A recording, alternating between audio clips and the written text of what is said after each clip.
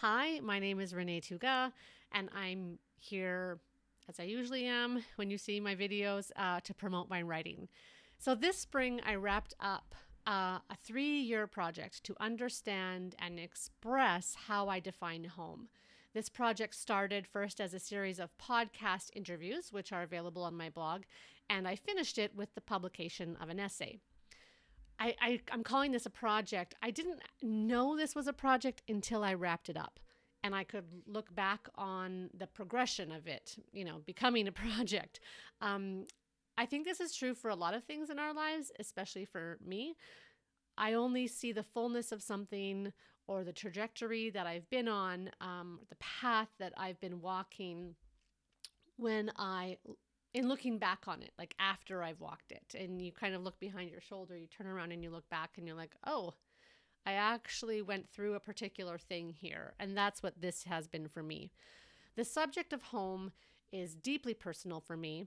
It touches the core of who I am and what I value most in life. It's also intellectually fascinating because it's one of, I think, our most universal human needs and something we seek to secure individually and collectively. So it's like a very personal thing, but it's us in relationship with other people. And there's all kinds of implications around this socially and politically, economically.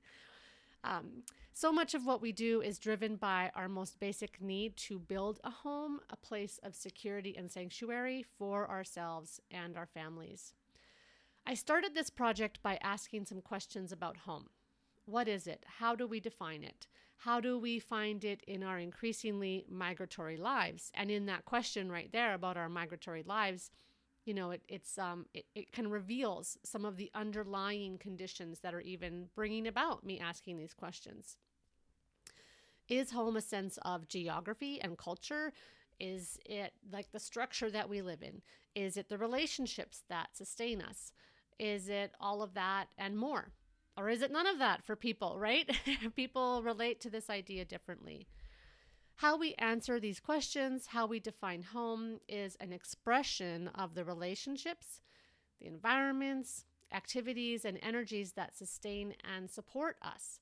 Home speaks to our past, our present, and our future. So finding home, it started as a series of interviews with people about this most fundamental aspect of being human. And in these interviews, or those interviews that I've done, I talked with people about their childhood homes, their dreams of home as they entered and then moved, as they entered into adulthood and moved through adulthood.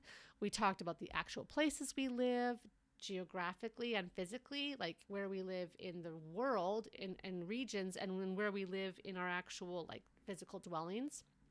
We talk about where we've come from and what we're hoping to carry into the future as we create and inhabit our own ideas and embodiments of home. 3 years after publishing those interviews, I returned to this subject in a capstone essay. It all started with a move, finding home. Here is an excerpt from the conclusion of that essay.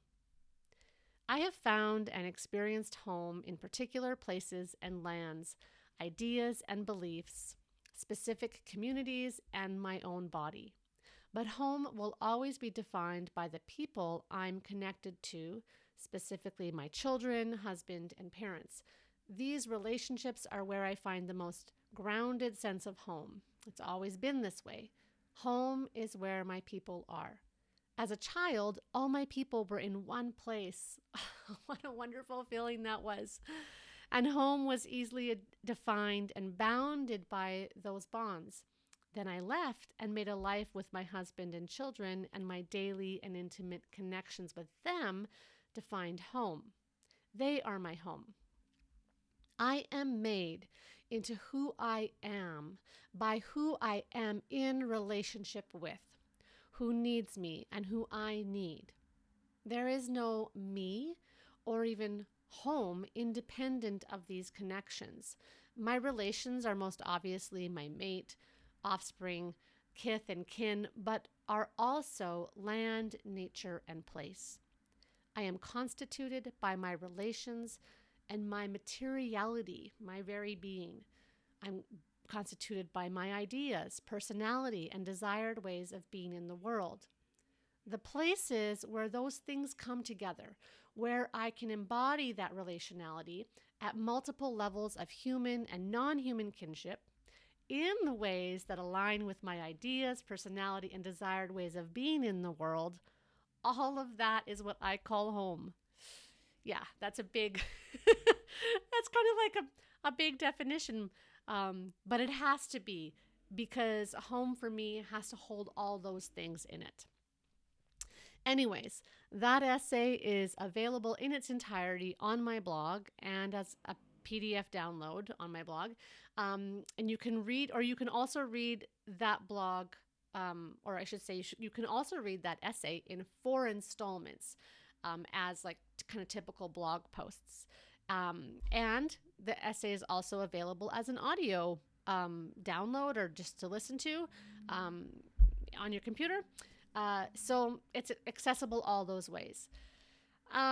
So yeah, this that essay, this video wraps up that project that I only knew was a project in retrospect. I do hope you'll check it out if home is a subject of interest to you. And it could be a subject of interest to you on so many levels. It's very personal. Home is also political.